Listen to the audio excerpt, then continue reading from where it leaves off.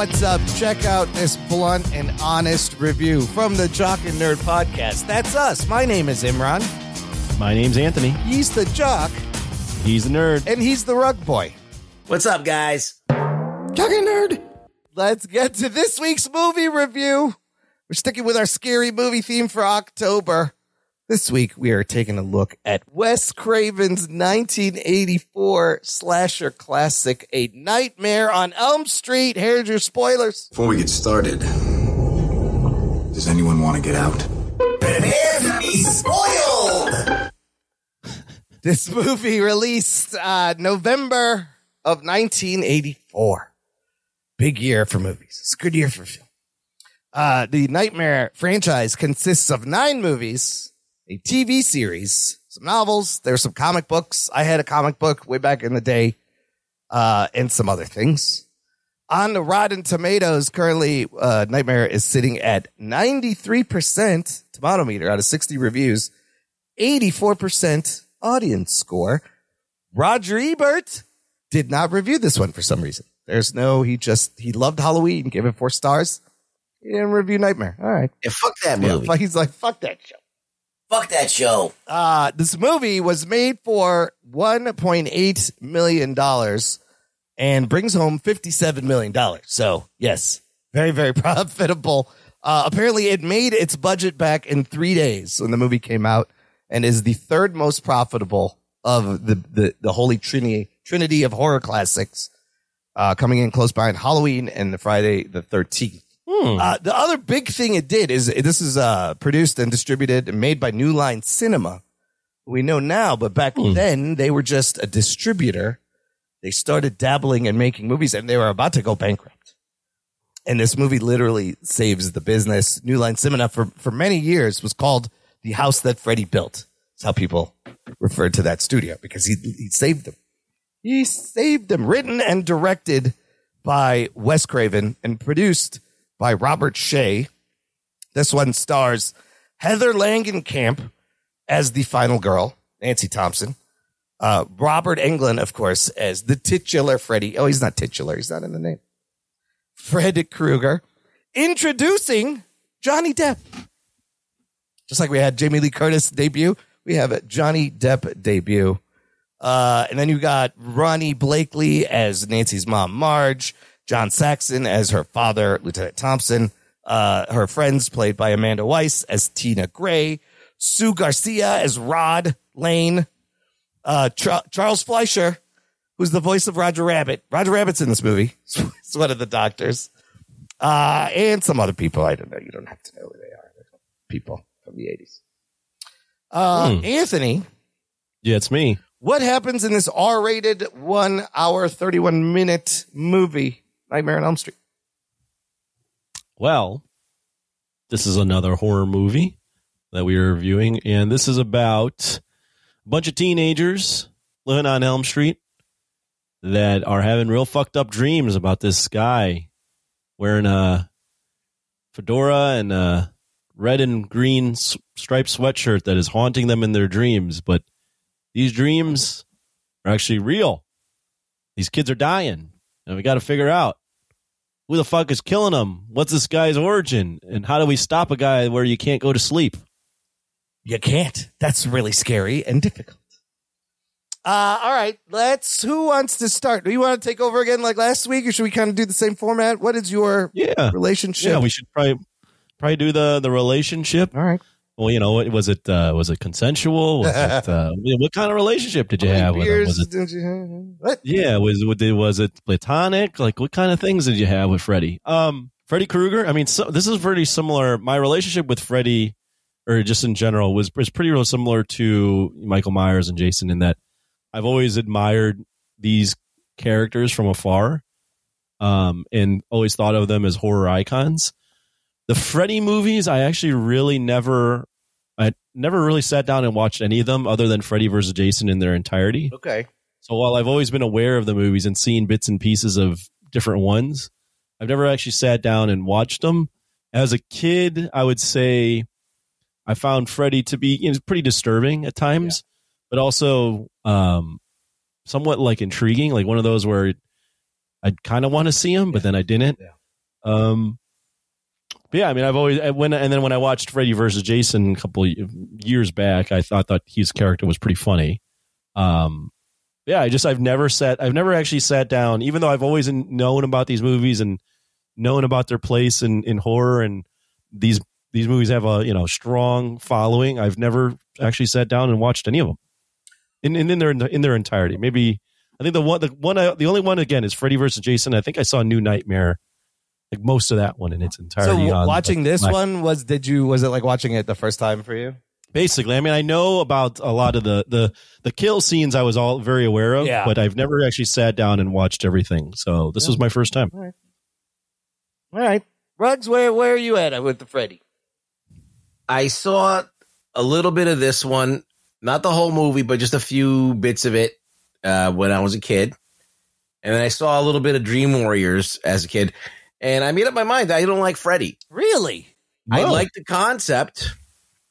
And I like the idea of Freddy and the mystique of the story, but I just didn't like Freddy, the character. I didn't like the way he was portrayed. And I didn't like the quality of the movies either. I felt that the movies were dumb. There were some scary, like prosthetic stuff, and they did do like a lot of practical effects. Yeah. And that was cool. And I thought that was because I used to read Fangoria. Yeah. Like I wasn't like a big Fangoria, but every once in a while I'd buy it for various things, and there'd be a lot of Freddy stuff in there. So I could see all the artistry that went behind it. But I was never a fan of Robert Englund, and this would make people crazy, right? But really? I never thought that he was that compelling. I think that maybe in some of the later movies they finally got his character down. Yeah. But I really, even in this movie, like there's parts of the movie where I'm like, what's going on? He's just like popping out, like he pops out like it's very silly. Sometimes, yes, when he pops out behind the tree, it's like it's like what is he, Bugs Bunny? Bush, like what's he doing? He's just in the bushes behind her. Like he's a demon. He should be demonic. Like the idea is great. Like the boiler room, and he's a child killer, and he haunts people in their dreams because the parents killed him. What a great setup! Yeah. It's a great setup, and he's a demon. And he kills you in your sleep. You die in real life, and the injuries that you get in the dream world, you get in the real world. So people don't know what the fuck's going on. The opening of the movie where the girl's getting dragged across the ceiling and she's bleeding. Yeah. That's great. Yeah. But that's because you don't see Freddy. Yeah. When you see Freddy, it's like he's kind of laughable. It is a little silly. It is a little when he tackles her and they're like rolling around on the ground. or when like he's on fire and it's clearly a stuntman who's got like lots of padding on. I'm like, it looks like it's a short guy too. It's like, doesn't even match. I don't know. I just feel like that the Freddy character doesn't really hold up to me as maybe in other movies they get it down better. Yeah. I know that he kind of gets. This is one of the better ones, actually, for what it's worth. But really? I heard 3 is really good. Dreamweaver. Yeah, I heard that the 4th one is directed by Rennie Harlan, and that's the most expensive one that they did up to that point. I mean, he doesn't really get quippy with the one-liners in this movie. I feel like they just kind of grew that in the subsequent movies. You see a little bit of it. But for me, I think it's the age I was exposed to these things because, like I said, I wasn't a big horror guy. I was aware of the big 3, but for some reason, for me, Freddy always stuck out. It was a little bit different. It was almost playful. It was the design, the glove with the knives and his face. I think I mentioned it last week. Like I think I was like 12 or 13. I got a little obsessed with Freddy for a little bit. I bought comic books. I was like drawing him. I just thought he was the coolest thing. But I think it's that age that this just stuck out to me more. Like I think that in Freddy versus Jason, where they kind of had the amalgam of Freddy of all the Freddys in the past, and they kind of tried to perfect it. I feel like he was the most, I guess, effective, but like he's also a joke in that movie too, in a lot of ways, because it's a campy movie.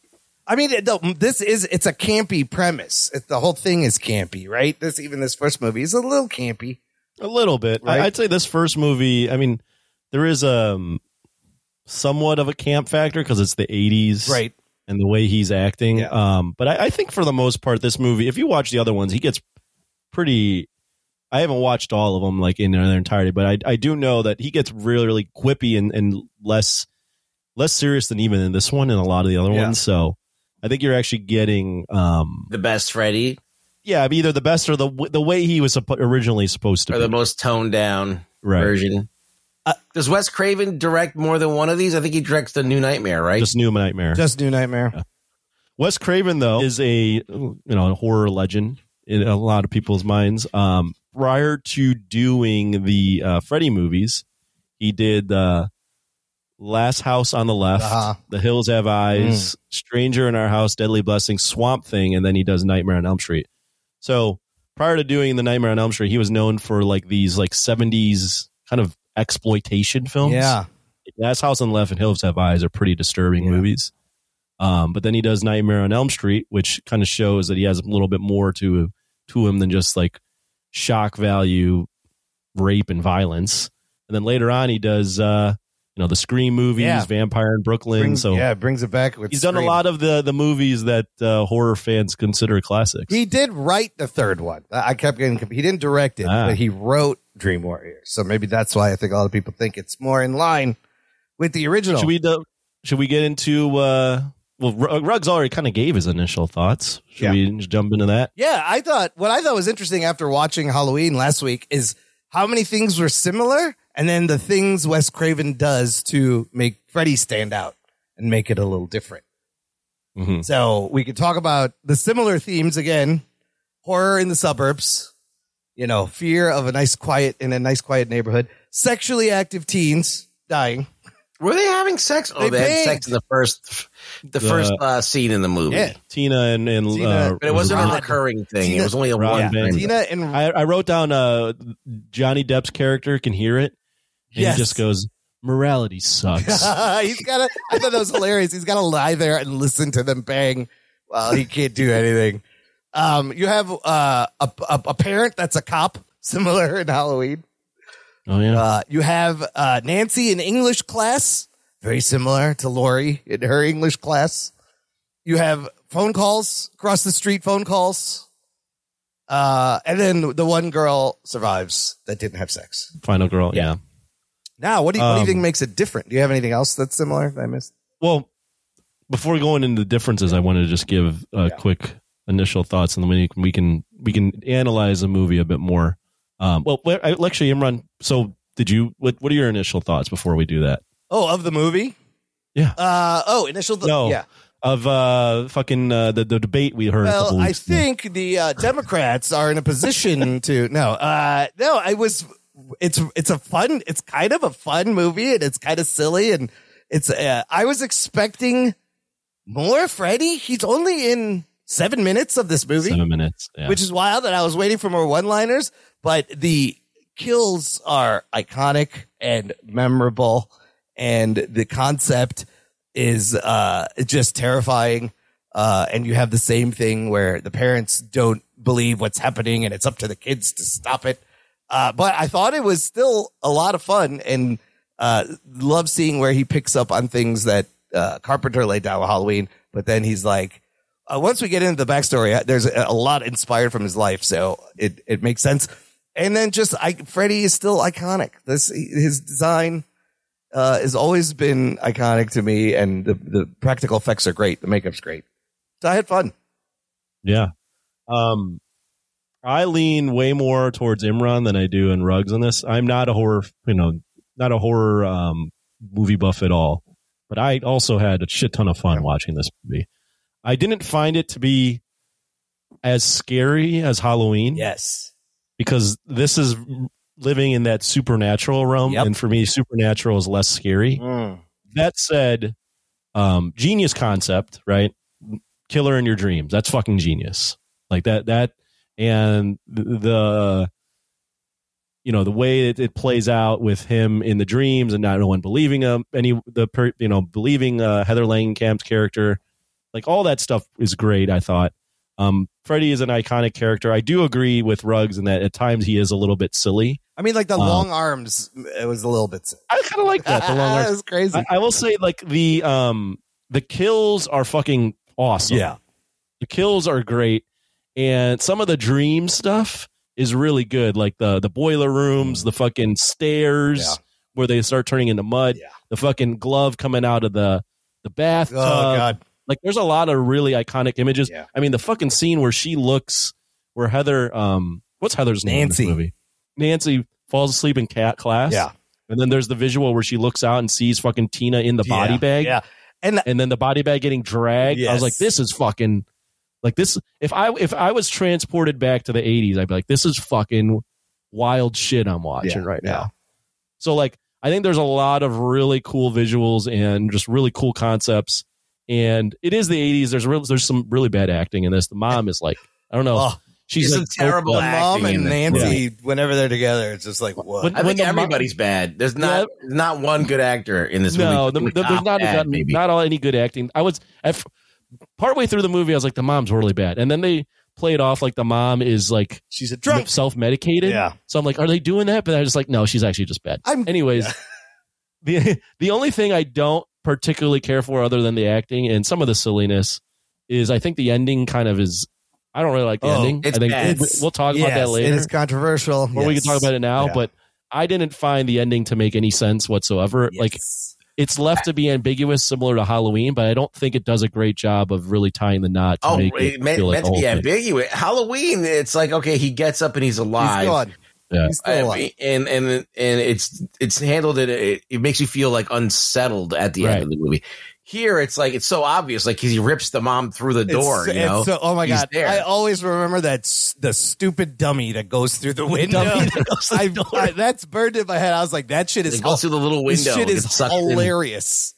Hilarious. It just doesn't. Let's talk about that ending while we're on it. So it ends, but prior to that ending, she realizes the way to get rid of him is to stop fearing him. Yep. Right. Yep. So kind of makes sense, right? Like the whole thing was he plays upon your fears. Yep. She gets him in the real world and she stops. Okay, cool. Then the ending plays out where she wakes up. It's really foggy and misty, so you can already tell it's like a dreamlike state. Yeah. Everyone's alive. She gets in the car. The car turns into a Freddy car and drives away. Yeah. And then the mom gets sucked up, and you're like, wait, it's very ambiguous and like, is this who's dreaming?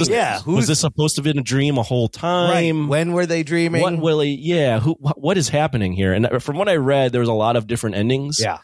And I guess Wes Craven was pressured to make an ending that left it open for sequels. Well, what I thought I read was originally his ending was that whole same thing to imply that maybe Freddy is the car without the mom getting pulled through the window. He just wanted to end it with the kids driving off in this Freddy car. Mm-hmm. But that ending always confused me. Even as a guy, I was like, wait. Who's dreaming? Yes. I was like, wait a minute. So it's still a dream? Was this whole thing a dream? Was she ever awake? Whose dream is this? I love the detail that the roof of the convertible is the Freddy stripes, right? And it kind of just takes. So he wanted to be like Freddy was the car and right, took of course. But then Robert Shea, the producer, is like, we got to make it more obvious. We're going to film this stupid fucking thing where she gets pulled through the window. It was really it's a shocking ending when you first watch it because you're not expecting it. And you're like, oh, fuck, what the fuck? But then when you think about it, you're like, wait a fucking minute. What is happening? It doesn't tie a nice. Rugg summed it up great. Like it doesn't tie the unsettling bow that it wants to tie on the movie. Yeah. Yeah, I mean, you can't watch these two back to back and not make the comparisons. You're right. So, how would you end this? What's a better ending? I mean, I don't know. I mean, I feel like any of the endings that they had were not good. I think that initially her saying, "Okay, I don't believe in him," and he'll go away, but does he die? Because other people might dream about him. Oh, that's a good. So I mean, that doesn't work. That's a good. But her bringing him out and then he's just a normal guy and you could kill him. That's cool.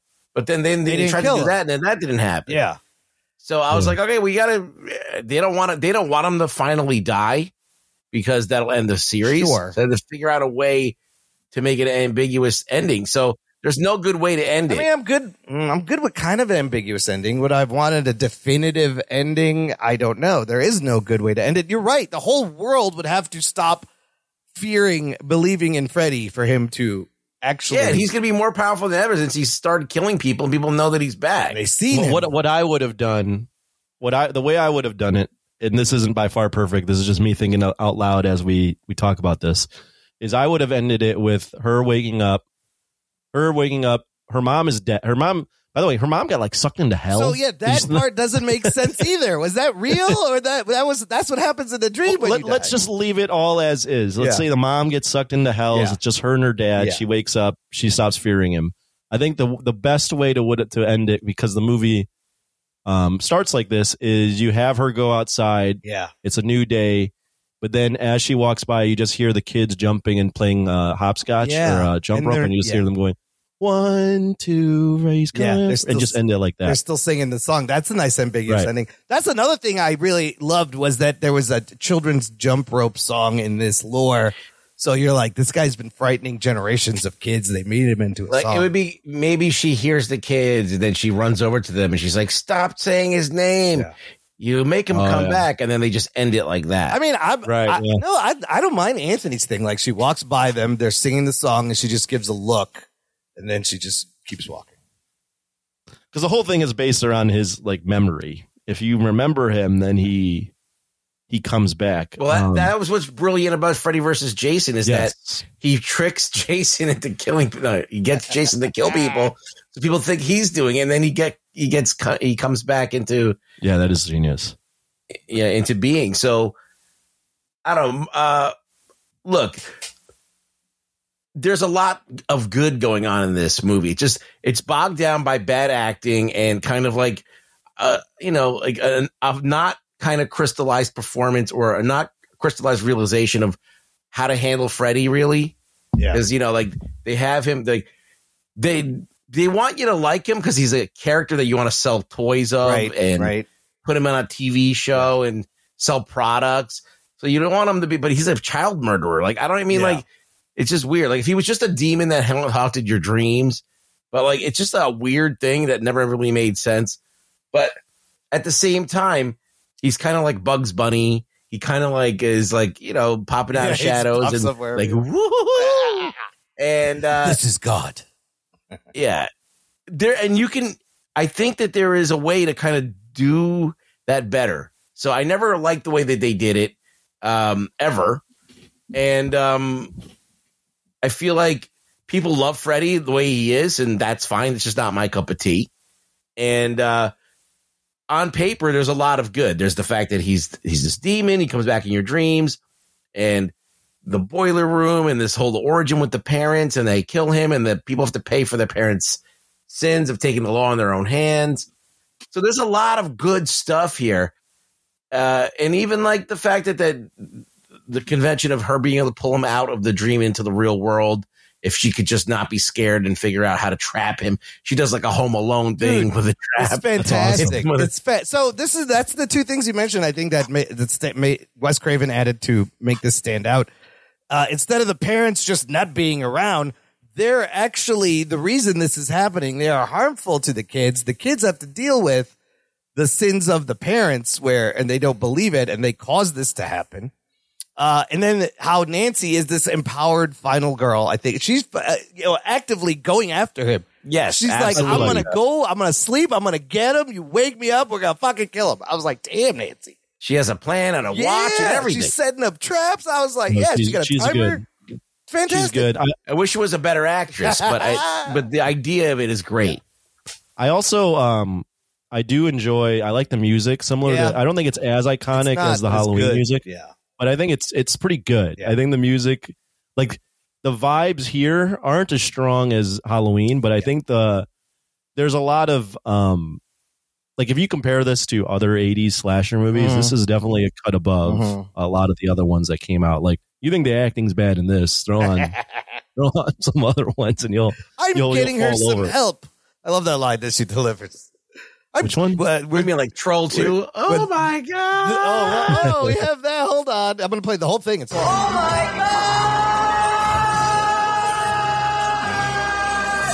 God. When the mom, she goes, I'm taking her. I'm getting her some help. And they get in the car. It's just the worst delivery. Oh yeah. the whole, but I mean, I'm gonna praise the movie. I think all the stuff with the dreams and the way they're doing like him coming out of the fucking walls, like pushing through. I give the movie a shit ton of credit because those are all practical things they're doing. Yeah, absolutely. And when you compare those to other slasher movies, like the other slasher movies of the era were all about like these like zombie guys or just regular people killing people in very creative ways. But there wasn't this like surreal aspect to it. Yes. That I think they did a really good job of pulling off for the most part, other than Fat Freddy being on fire. I think they do a really good job of like, you can watch it now and be like, damn, that's pretty good. Yeah. That's fucking good. Yeah. It holds up. A lot of that stuff holds up. Like the bathtub where she pulls him underwater. Yeah. He pulls her underwater. Like that looks good. The 2 times he comes out of the walls look good. The blood squirting out of the fucking bed upside down. That's great. Yeah, using a spinning room, as a the fucking Tina getting dragged around. Like there's some good shit. Fucking wild. It's fun, and poor Rod just has to stand there and watch it.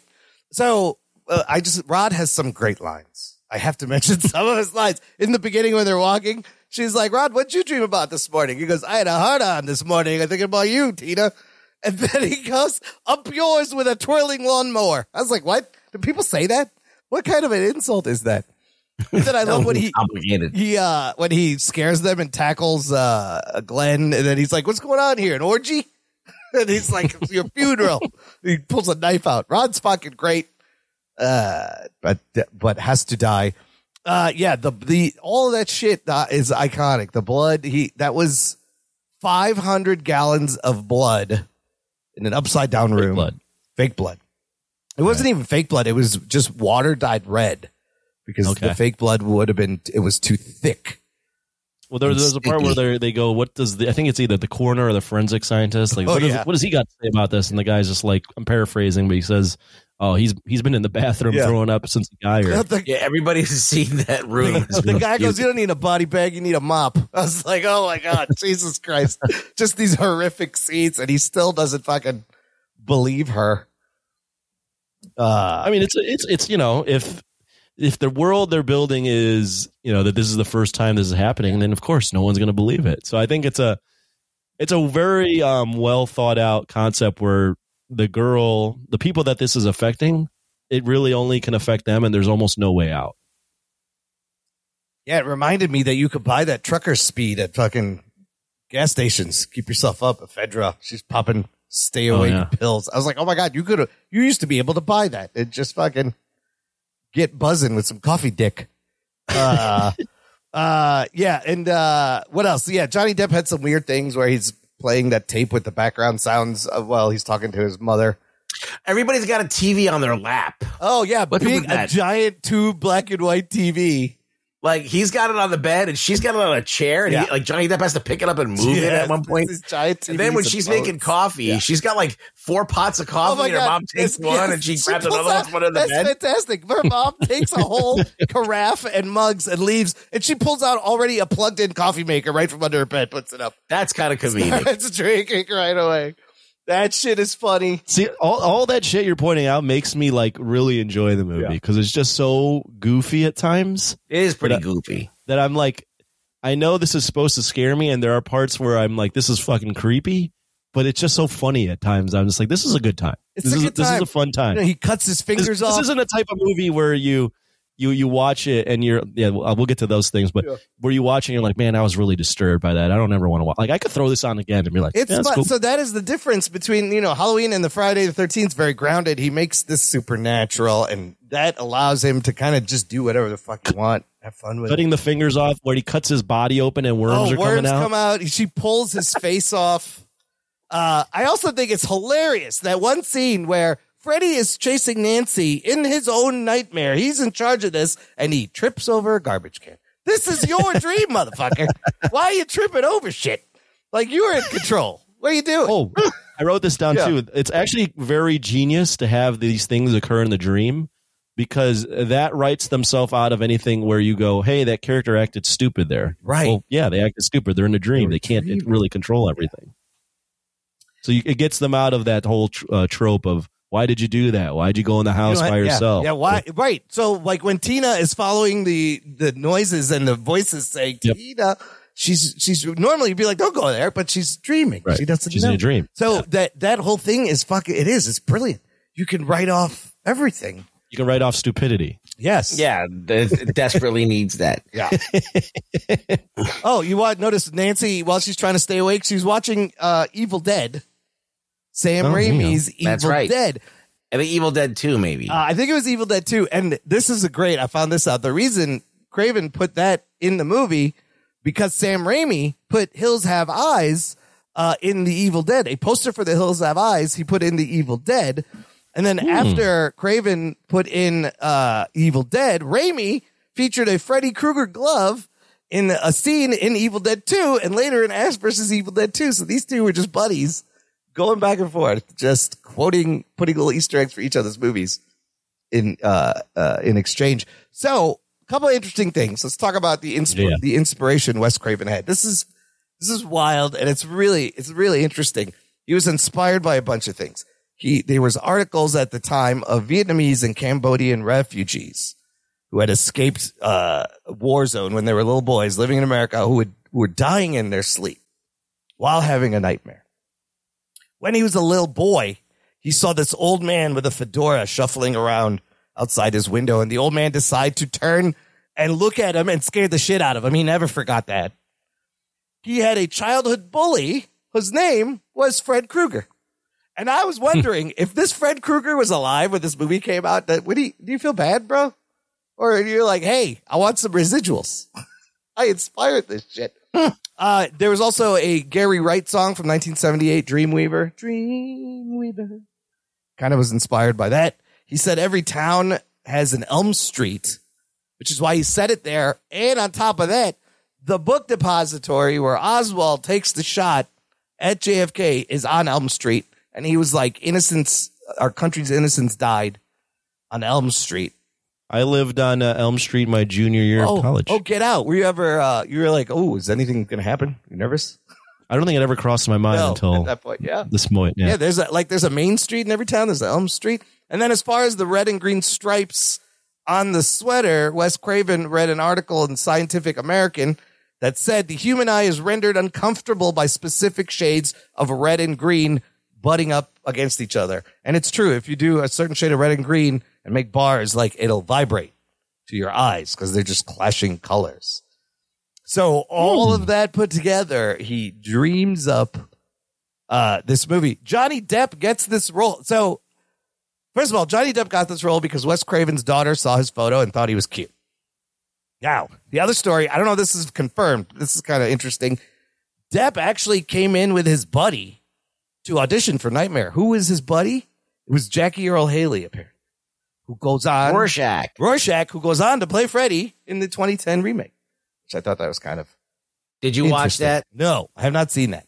I did see that, but I don't remember it. I've only seen one Freddy movie. I think I might watch 3. We already talked about he's only in the movie for 7 minutes, and originally Craven was going to make him a silent killer like your Mike Myers and Jason, but then decided not to, which is great. From what I know, 3 and 4 are supposedly good. Number 2 is an inadvertently homoerotic movie. Oh, from what I've heard too. I don't even know if it's inadvertent. It's pretty homoerotic. Oh, it's not even inadvertent. Yeah, blatantly. The director keeps saying he had no intention of doing anything like that, but that's it. You know, I mean, it's in the movie. There's some shades of sexual stuff here, like when the hand comes out from between her legs. You know. Alludes to that. I feel like that he should have been. Well, I think he was originally a child molester. Yes, they changed that. He was supposed to be a child molester, but there was a lot of child molester cases coming out, and he wanted to. So they changed it to a child murderer, child killer. I don't think that's any better, but I don't think it makes a difference. That's two very bad things. Yes. They're like molester. Let's make him a murderer. Oh yeah, that's good. He kills them. Yes, he does kill them, and the parents make him. And then, of course, Rick and Morty have a parody of Krueger, Scary Terry, which we have an intro from Jess Harnell as Scary Terry. And the list. I do love the whole concept of the mom just keeping the glove as a souvenir. Why does she have the glove? And how did she get it? Really she weird. Said they burned his ass up in the boiler room. How did you get this glove? How did nobody know about this? Like, this must have not happened that long ago. When did this happen? I don't know. She has one kid. Yeah. The kid's a teenager. Yeah. this kid may have been like maybe 5 when Freddy was killing people. So that's what she says. She says he was killing children and we had to put a stop to it. But like, how old were you? Were you guys? I thought they were kids. Tina's 15 years old in this movie, and she's just getting fucking. You can just hear her getting railroaded by. See, yeah, it's pretty graphic. It's not graphic. They got sheets. Yeah, there's some silly stuff. There's a ton of silly stuff. I chalk it up to, hey, it's the 80s. A lot of silly shit. That's all you got to say. It was the 80s. Now, back to the stunts. The Man on Fire stunts, these are long takes of this guy on fire. Yeah, that's a long take. I was like, that's impressive. That dude's on fire. It's all, and the practical effects are great. The stairs, when her feet sink in, pancake batter. That's what they use. Yeah, so you could be eating that later. Just fried it up. But yeah, no, still a fun movie. I wish there was more like one-liners. I wish he was a little more punny. No, they don't make him more. No. He's not funny until later. Yeah, I guess they didn't quite get to that. He's just like, I'm your boyfriend now, Tina. And stuff like that. Which is good. I don't know. I honestly had a lot of fun with it. I didn't so we didn't even give the origin of why we're doing this. Yes. Ron, way to host this really well, huh? They would have heard last week. Real quick.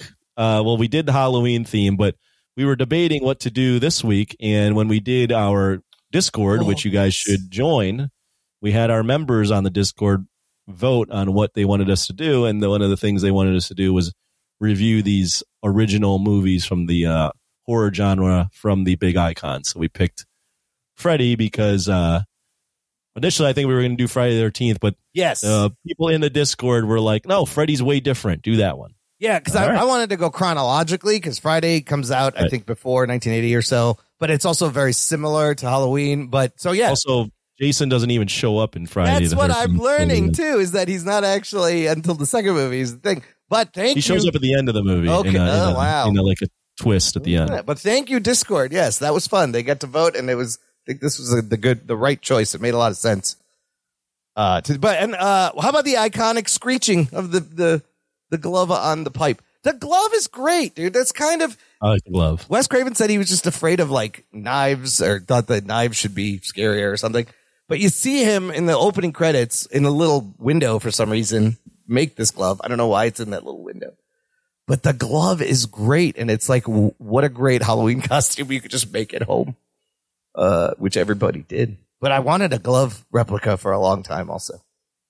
It's like Wolverine. I love Wolverine's claws. I like Edward Scissorhands. Edward Scissorhands, Freddy Krueger's glove. It does all the same thing to me. Yeah, now that I think about it, he doesn't have a ton of lines that I can quote. No, he really doesn't. In this movie. He says this is and that's God. Usually what everyone thinks he of. He does the tongue move, which is a thing for him. Oh, the tongue. The tongue coming out of the phone was also. Oh, yeah, that was wild prop set. I didn't understand the logistics of that because I didn't think she was dreaming there, but I'm not sure whatever. At times when they're dreaming in this movie. It's kind of muddy, but whatever. Oh, the phone off the hook ringing is pretty good, too. When she licks him. Oh, yeah, that's what that happened. Yeah, but just the fact that she yanks it out. And I was like, that phone's going to ring again, isn't it? And of course it does. There's also the thing about putting the phone off the hook. I think they did that in Halloween too, which for our young listeners, this is what you did if you didn't want to be bothered. You just took the phone off and just left it off and nobody could call you. It's busy. Of course, this another stupid thing that doesn't make any sense but works for the movie is the mom gets the mom wants her to sleep, so she barricades the doors. Oh my God, she locks her in and bars her in, and now Freddy's there and she can't get the fuck out because of stupid That's mom. Weird. And then the whole scene after that, when when Heather Nancy brings Freddy back into the real world. First off, Nancy's just setting up all these booby traps. Yeah. The mom previously was seen like sleeping in the living room. So like, where the hell did she go? Where did she go? And then secondly, when she sets up all these traps, first off, she calls her dad and says, it's like 12 o'clock. She goes, half past the top of the hour, be over here. Yeah. So she sets up all those traps in like 5 minutes. Goes to bed for 20 minutes, maybe. Like, yeah. Because she's with him for 10. Yeah. And then when she brings Freddy back into the real world, the mom just doesn't hear them chasing each other. And going all around the house. She was in the bed. Mom's just dead asleep and then gets sent to hell. So, no, somehow she got upstairs to her bed because Freddy jumps her and kills her. Right. Also, I know where she hides her booze. It's in the linen closet. That booze bottle looks like a giant bottle of like vinegar. I know. Like, it's frosted white bottle. Like, what are you fucking drinking? What are you drinking? We get it. She's a drunk and the dad's not around or something. It's some kind of schnapps. I don't know. That whole the whole acting, I was like, is she doing this on purpose because she's medicated? And then I don't think she is. I think that's just how bad she is. It's like she doesn't resemble her kid at all, and neither does the dad. They don't. No. Yeah, she's done a lot of TV movies. The mom. She looks like she's been sitting in a tanning bed turning orange for all her life. Yeah, and then Heather Langenkamp's character looks like the most preppy white girl you'll ever see in your life. She's a little pale. Even the other guy's got like olive skin too. The dad, right? He's got a little bit, and she's just pale. That's a famous actor, right? Yeah, he's been in a lot of shit. He's been John Saxon. John Saxon, I believe, is. I've seen him in the 80s. Yeah, he's in a lot of TV. Stuff. A lot of these guys did a lot of TV movies and TV shows. Like the mom did a lot of TV shows, like Love Boat, all the 80s fucking TV shows. Well, he was in Enter the Dragon. John Saxon also in New Nightmare. Oh yes, that's where I remember John Saxon from. He's Bruce Lee's buddy in that. Yeah, he looks so 70s too. He's just got that 70s look about him. Oh, what do we think about Johnny Depp's fashion there? The little belly shirt. He's rocking the belly. I was like, why are you wearing that? Is that what people wore? Is he watching Miss America or something? He tells his mom, I'm waiting for Miss Nude America. What? Okay.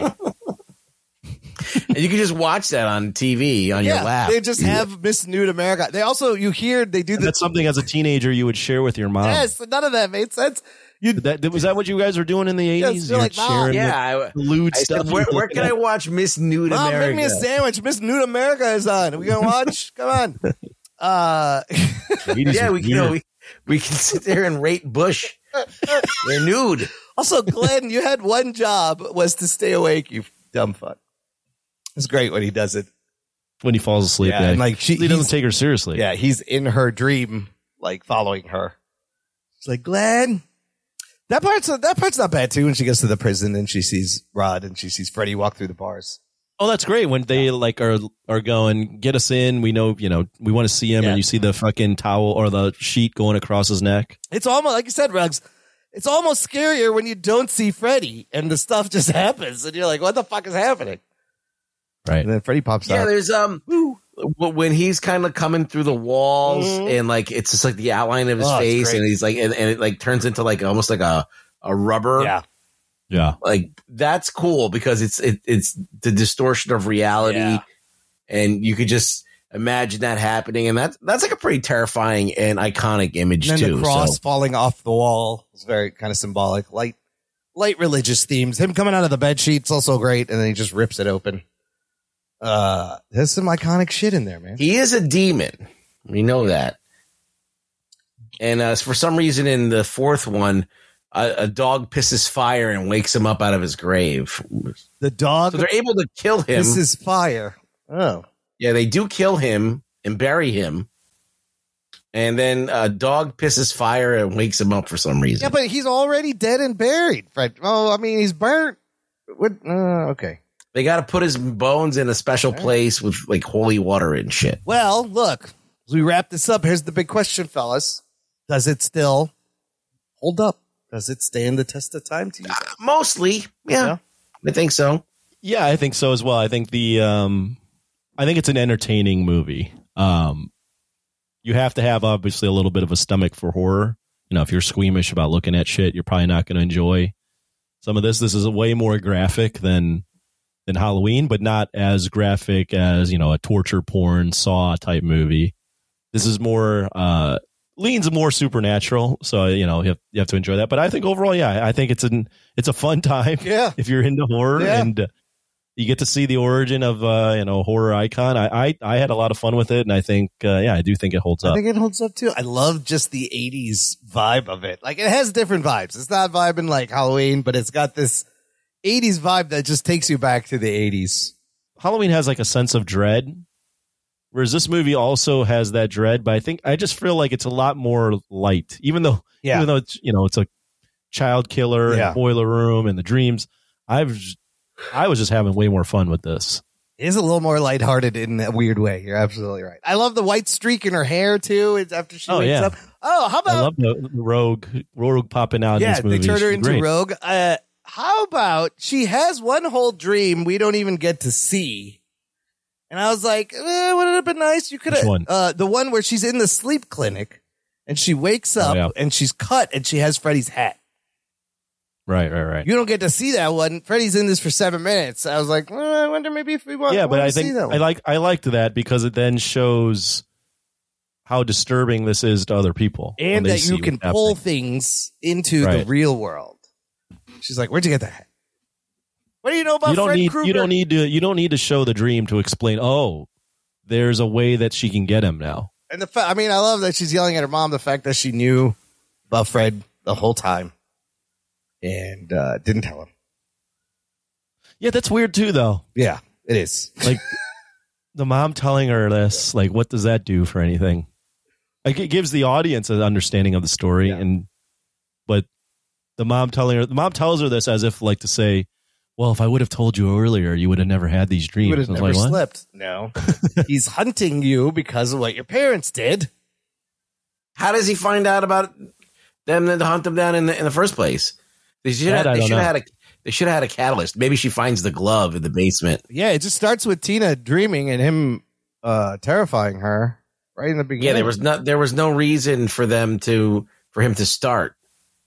So I mean, I think that would have been the same town he lived in, probably. So I don't know. Whatever, it's a phenomenon. Yeah, it's supernatural. That's the thing. But I'm just saying, how did they make it better? That's all. I'm just thinking. All right, like I'm an armchair quarterback. That's what we're doing. No, but overall. I mean, that some of the bad stuff is also part of the charm of the movie, right? It's funny. It's a fun time. Anthony, final thoughts. Give me a number. What would you rate this thing? I have a pretty similar rating to Halloween last week. Actually, I would have boosted Halloween's rating up. I think did I say an 8 or a 9? I'm not sure what I said last week. Said 8. You might have said 9. Maybe said 9. Yeah, might have said 9. This one I'm going to go with 8. Okay. I had a great time with the movie. It is stupid at some points. Yeah. I think generally a lot of horror movies can be pretty stupid. So I forgive some stupidity with horror movies. But overall, I think this one, especially when you compare it to what was out there at the time, it's different. It adds that supernatural aspect. It adds the concept is genius. The practical effects are really well done. The fucking kills are iconic. And it introduces a character that stood the test of time. Yeah. So I liked it. I was surprised how much I enjoyed watching that movie. Yeah, Ruggs. What about you? I think overall, it has a lot going for it. It's got good kills. It's got a good setup. It's got good lore. But then on the other hand, you got some really terrible acting and a kind of shaky Freddy. Like, I'm not really 100% on Freddy. Yeah. I like the idea. Yeah. I like the design. I like everything, but I just don't like the execution of how it was written and acted. Overall, though, the ending being kind of shaky aside, I think, yes, it was entertaining, and I was enjoying myself while I was watching it.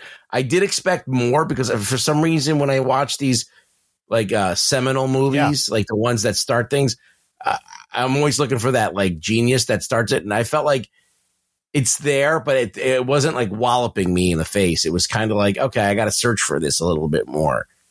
And so with that said, I'm going to give it a 7, which is a recommend. Yeah.